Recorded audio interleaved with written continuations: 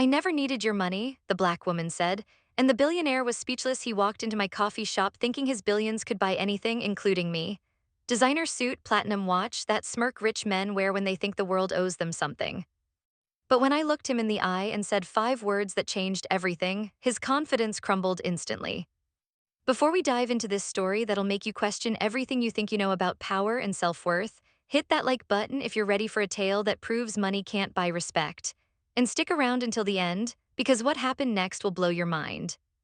My name is Tiana, and I own a little coffee shop on Maple Street. Now, when I say little, I mean it. 12 tables, a counter that's seen better days, and an espresso machine I bought secondhand 3 years ago. But it's mine.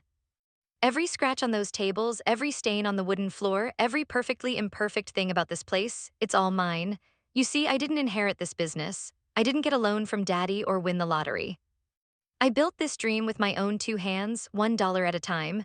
Started when I was 25, working 3 jobs just to save up the $500 I needed for the deposit on this space.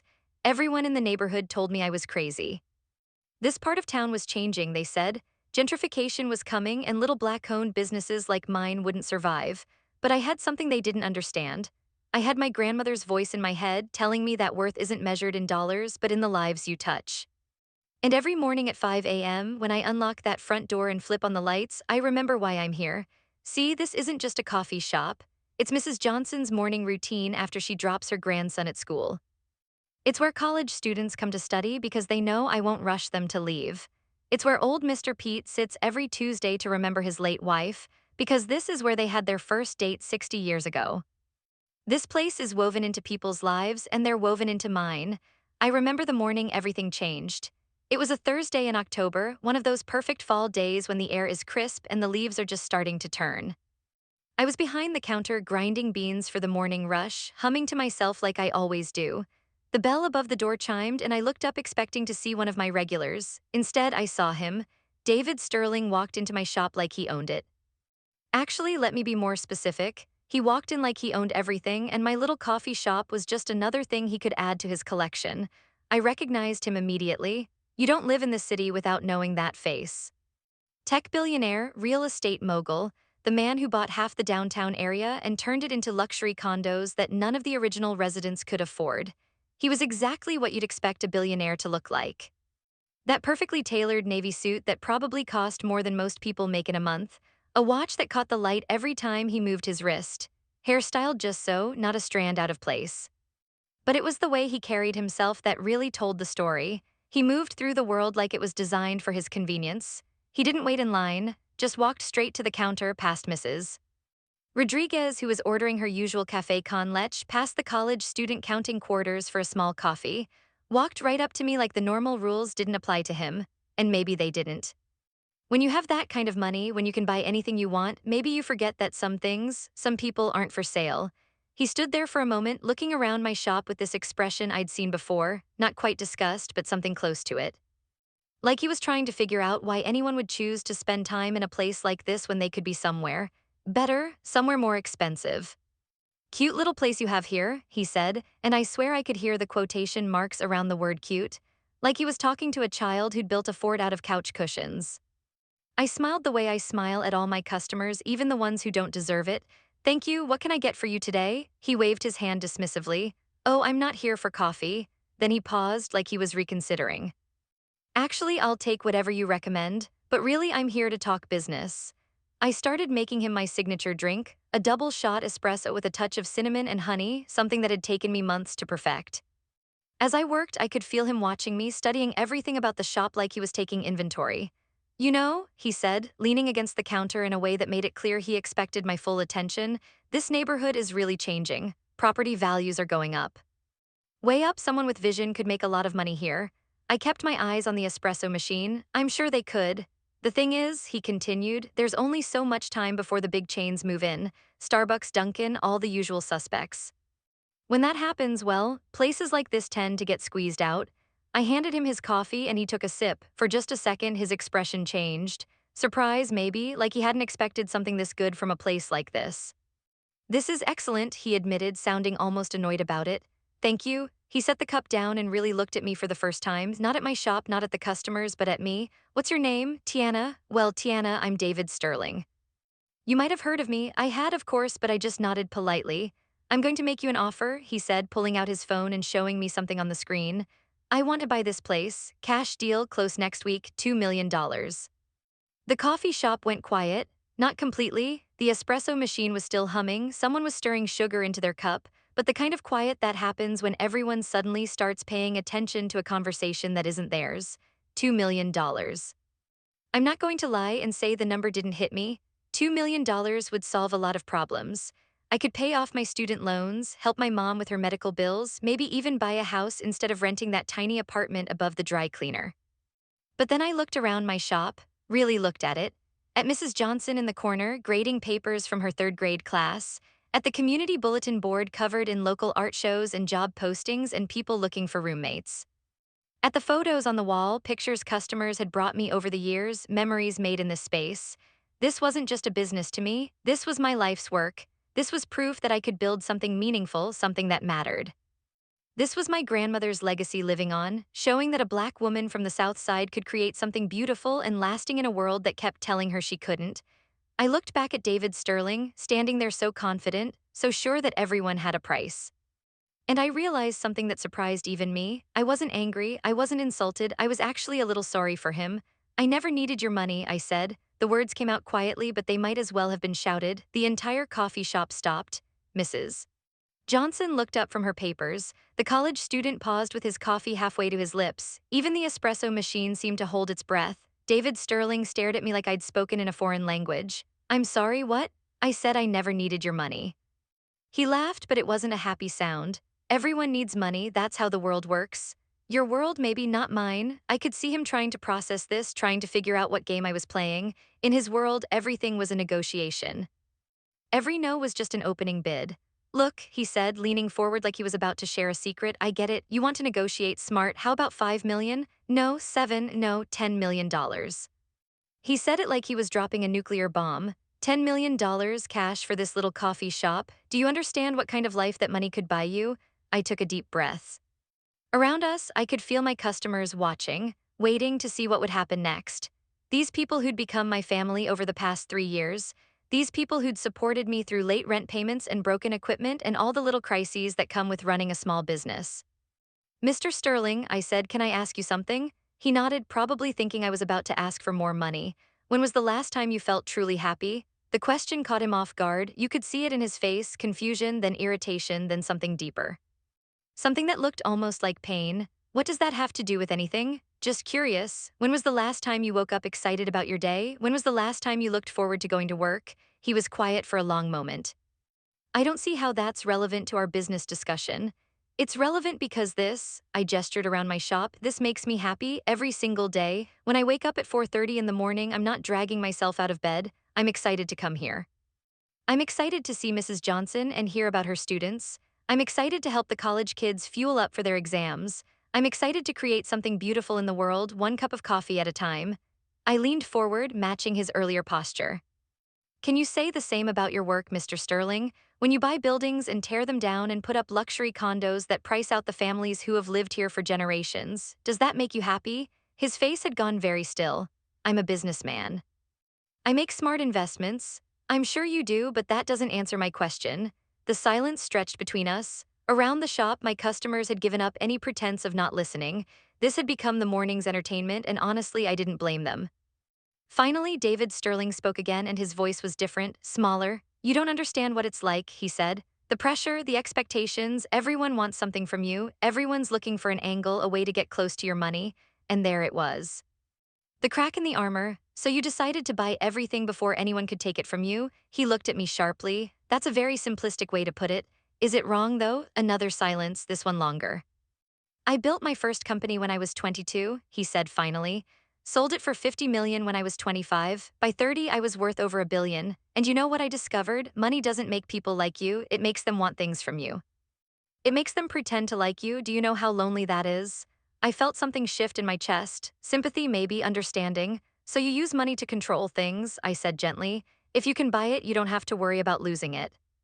It's not that simple, isn't it? You walk into my shop, see something good, something real, and your first instinct is to own it, not to appreciate it, not to support it, but to possess it. He was staring into his coffee cup now, not meeting my eyes. But here's the thing, Mr. Sterling, I continued. The things that really matter, the things that actually make life worth living, they can't be bought. Community can't be bought, purpose can't be bought, love can't be bought, respect can't be bought. I gestured around the shop again. You see a business that you can acquire, I see a family that I've built, you see real estate, I see home.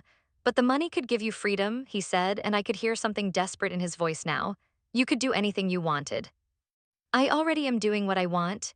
This is my dream, Mr. Sterling. This little coffee shop that you think is so quaint and small, this is everything I ever wanted. This is my freedom. We stared at each other across the counter, two different worlds colliding. I don't understand, he said finally. I know you don't, and that's the saddest part of all this. He picked up his coffee cup, took another sip. This really is excellent coffee. Thank you. Where did you learn to make it like this? My grandmother. She worked at a diner for 40 years, saved every penny she could. She taught me that if you're going to do something, do it right, do it with love. She sounds like a wise woman. She was. She also taught me that your worth as a person has nothing to do with your bank account. She said the richest person in the world is the one who goes to bed knowing they made someone else's day a little brighter. David Sterling was quiet for a long time. Around us, the morning rush was picking up. College students hurrying in for their caffeine fix, commuters grabbing coffee and pastries on their way to work. The normal rhythm of a normal day in a normal coffee shop. Can I ask you something now? He said. Sure. Do you think I'm a bad person? The question surprised me. It was so vulnerable, so unlike the confident billionaire who'd walked in here 20 minutes ago. I think you're a person who's forgotten what really matters, I said carefully. But that doesn't make you bad, just lost. He nodded slowly. I don't remember the last time I had a conversation like this. What do you mean? Honest, real. Where someone wasn't trying to get something from me or tell me what they thought I wanted to hear. Maybe that's because you usually lead with your wallet. He actually smiled at that. A real smile, not the practiced one from magazine covers. You're probably right. He finished his coffee, set the cup down on the counter. Tiana, I want to apologize. I came in here with assumptions about you about this place. I was wrong. Apology accepted. And I want to thank you, for what? For reminding me that not everything is for sale. He reached into his jacket, and for a moment I thought he was going to pull out his checkbook again. Instead, he pulled out a $20 bill and laid it on the counter. For the coffee, he said. It was worth every penny. He turned to leave, then stopped and looked back at me. Tiana, would it be okay if I came back sometime? Just for coffee, I mean, not to make any offers or talk business, just to sit in a place where people are genuinely happy. I smiled, of course, but I should warn you the next time you cut in line, Mrs. Rodriguez is going to have words with you. He looked over at Mrs. Rodriguez, who was indeed glaring at him with the righteous indignation of someone who'd been waiting patiently for her café con leche. He had the grace to look embarrassed. I'll wait in line, he promised, and he left just like that. The billionaire who'd walked into my shop like he owned the world walked out like a man who'd learned something important about himself. The coffee shop erupted in chatter the moment the door closed behind him. Mrs. Johnson wanted to know if that was really David Sterling. The college students were Googling his net worth on their phones. Mrs. Rodriguez was muttering in Spanish about rich men who didn't know their place. But I just stood there behind my counter, thinking about the look in his eyes when he'd asked if I thought he was a bad person, thinking about the loneliness he'd tried so hard to hide, thinking about how money had become both his armor and his prison. The next morning, I didn't expect to see him again. Rich men like David Sterling don't usually follow through on promises made in moments of vulnerability. They go back to their boardrooms and their luxury cars and their lives of careful control, and they forget about conversations with coffee shop owners who don't know their place. But he came back, not that day or the next, but the following Tuesday. He walked in at exactly 9:15, waited in line behind three other customers, and ordered the same drink I'd made him before. He sat at the small table by the window, took out a laptop, and worked quietly for 2 hours. He didn't try to talk to me beyond placing his order, didn't make any more offers or business propositions, just sat there drinking coffee and typing, occasionally looking up to watch the street outside. It became a routine. Tuesday and Friday mornings, 9:15 sharp. Always the same table, always the same order. After a few weeks, the other customers stopped staring. He became part of the landscape, just another regular in a shop full of regulars. It was about a month later when he finally spoke to me beyond coffee orders. Tiana, he said as I handed him his usual, can I ask you something? Sure, how do you do it? How do you find meaning in this? He gestured around the shop, but not in the dismissive way he had that first day. This was genuine curiosity. I thought about it for a moment. You want the honest answer? Please. I wake up every morning knowing that I'm going to be part of people's stories, Mrs. Johnson is going to tell me about her students, and I'm going to help her start her day with something warm and comforting. The college kids are going to stress about their exams, and I'm going to give them a place to study where they feel welcome. Mr. Pete is going to sit in that corner booth and remember his wife, and I'm going to make sure he never feels alone while he does it. I paused, wiping down the counter. I guess what I'm saying is I matter to people. Not because of what I have or what I can give them, but because of who I am and how I show up in their lives. That's meaning, Mr. Sterling, that's purpose. He was quiet for a long time. I don't think I matter to anyone, he said finally. Not in the way you're talking about. Why do you think that is? Because the only relationships I have are transactional. People work for me, or they want something from me, or they're trying to sell me something. I can't remember the last time someone was just glad to see me, as a person, I mean, not as a source of income or opportunity. My heart broke a little for him. That sounds incredibly lonely. It is. I looked around my shop at the community I'd built, at the life I'd created. Then I looked back at this man who had everything money could buy and nothing that actually mattered. You know, I said, it's never too late to start over. What do you mean? I mean, you get to choose who you want to be. Every day, you get to decide whether you're going to be the guy who tries to buy his way through life, or the guy who shows up as a human being and sees what happens.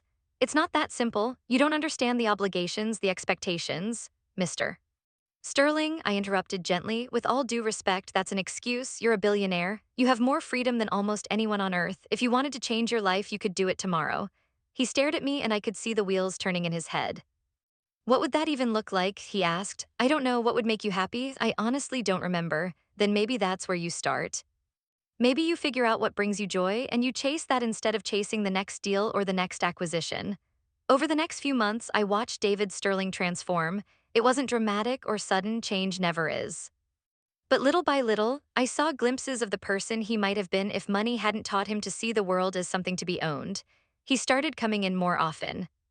Not just Tuesdays and Fridays, but random mornings when he needed a break from whatever high-pressure meeting or corporate crisis was consuming his day. He began talking to the other customers awkwardly at first, like someone learning a foreign language but with growing confidence. I remember the morning Mrs. Rodriguez's car broke down and she was worried about getting to her job at the hospital. David overheard her on the phone with her supervisor, explaining why she was going to be late. Without saying a word, he walked over and offered to call her a car service. Oh no, she said, waving him away. I can't accept that, too expensive. Please, he said, it would make me happy to help. And the beautiful thing was I could see that he meant it. For maybe the first time in years, David Sterling was using his money not to control or possess, but simply to make someone else's day easier. Mrs. Rodriguez accepted the ride, and when she came in the next day, she brought him homemade tamales as a thank you. I watched him eat them with more genuine pleasure than I'd ever seen him show for the expensive meals he probably usually consumed. These are incredible, he told her. Thank you. You're a good man, she replied, patting his shoulder with the kind of casual affection that I realized he probably never experienced. He came up to the counter afterward with tears in his eyes. She called me a good man, he said, like he couldn't quite believe it. You are a good man, I told him. You always were, you just forgot for a while. 6 months after that first encounter, David Sterling was a completely different person. Still wealthy, still successful, but no longer defined by those things. He'd started using his resources differently, funding scholarships for local students, supporting small businesses in the neighborhood, investing in community projects that actually benefited the people who lived here. But more than that, he'd learned how to be present, how to listen. How to connect with people as human beings rather than potential transactions. One morning, he came in with a young woman I didn't recognize. She was maybe 25, dressed in a business suit, carrying herself with the same careful confidence I remembered from his early visits. Tiana, he said, I'd like you to meet Rebecca. She works at my company and she's been putting in 18-hour days trying to prove herself. I looked at Rebecca and saw something familiar in her eyes. Ambition, yes, but also exhaustion. The look of someone who's forgotten that there's more to life than climbing the next mountain. I brought her here, David continued, because I thought she might benefit from understanding what I learned about what really matters. He turned to Rebecca, order anything you want, sit wherever you like. And just be here for a while, watch how people interact, watch how Tiana treats her customers, watch how a business can be successful without losing its soul. Rebecca looked confused, like this wasn't what she'd expected when her boss invited her to coffee. But she ordered a latte and found a seat near the window, and I watched her gradually relax as she observed the gentle rhythm of my shop. David came up to the counter while Rebecca was settling in. I'm trying to change the culture at my company, he said quietly. Trying to show people that success doesn't have to come at the expense of humanity. How's that going? Slowly, but I think it's working. Rebecca is one of my best employees, but she's burning herself out. I thought maybe if she could see what a healthy relationship with work looks like. I smiled. You're a good teacher. I had a good teacher. We stood there for a moment, watching Rebecca discover what so many people had discovered in my little coffee shop, that there was value in slowing down, in being present, in remembering that work is just one part of a full life. You know, David said, I never did thank you properly. For what? For refusing my money, for showing me that some things are worth more than any dollar amount. I thought about that first morning when he'd walked in so confident, so sure that everything had a price. I thought about the journey he'd taken since then, the person he'd become. You don't need to thank me, I said. You did the hard work yourself. Still. That moment when you looked me in the eye and said you never needed my money, that changed everything for me. It was the first time in years that someone had seen me as just a person, not a bank account. And what did you learn from that?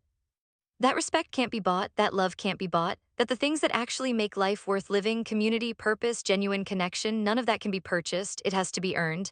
I nodded, and now I'm trying to earn those things every day. It's harder than making money, but it's infinitely more rewarding. As I finish telling you this story, David Sterling is sitting at his usual table by the window. He's become one of my regulars, as much a part of this place as Mrs. Johnson or Mr. Pete or Mrs. Rodriguez. He still has his billions, still runs his company, but he's learned to measure his wealth in different ways. He measures it in the students he's helped send to college, in the small businesses he's supported instead of bought out, in the genuine friendships he's built with people who care about him as a person, not as a source of funding. Most importantly, he's learned what I tried to tell him that first day, that true wealth isn't about what you can buy, but about what you choose to build. And the most valuable things you can build are relationships, community, and a life of meaning and purpose. When people ask me about that morning when a billionaire walked into my shop and I turned down $10 million, they want to know if I ever regret it. They want to know if I ever wonder what my life would have been like with all that money. The answer is simple: I already had everything I needed. I had a business I loved, customers who had become family, and the knowledge that I was making a difference in my little corner of the world. No amount of money could have bought me anything more valuable than that. And in the end, my refusal to sell didn't just save my coffee shop, it saved a man who had forgotten how to be human. It reminded him that the best things in life aren't for sale, they're earned through kindness, given through service, and shared through genuine connection. That's a kind of wealth that no bank account can hold. This story isn't just about standing up to power, it's about knowing your worth beyond any dollar amount. If Tiana's courage inspired you to value what money can't buy, smash that subscribe button and share this with someone who needs to hear it. Drop a comment telling me about a time you chose principles over profit. And remember, your value isn't determined by anyone's checkbook, including your own. Until next time, keep choosing purpose over price tags.